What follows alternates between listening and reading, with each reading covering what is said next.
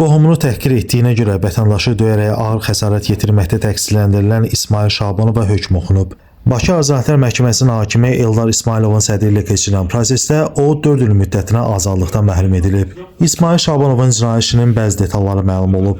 Biri ki, o 2024-cü ilin aprelində qohumu Məmmədov Ruslanın Həsənov Zamin tərəfindən təhqir olunub hədələnməsi barədə şikayəti ilə əlaqədar Qaradağ rayon polis idarəsində olduğunu eşidib Ruslanın yanına gedib.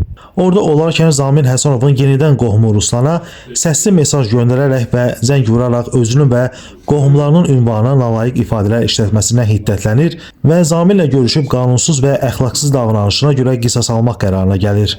Həmin niyyətini həyata keçirmək məqsədi ilə Ruslan Məmmədova Zamin Həsənovu görüşə çağırmasını tapşırıb, idarə etdiyi maşınla vədələşdikləri kimi Bakı şəhəri Qobustan qəsəbəsi 5 mərtəbə adlanan əraziyə gedib. O, avtomobilini bir qədər sonra binaların arasından çıxan Həsənov Zaminin üstünə sürməklə onu divara sıxıb.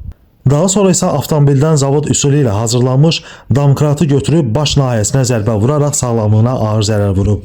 Ona qarşı Cinayət Məcəlləsinin 126.1-ci, yəni qəsdən sağlamlığa ağır zərər vurma maddəsi ilə ittiham irəli sürülüb. Orxan Rasifoğlu, Məhkəmə Xəbərləri.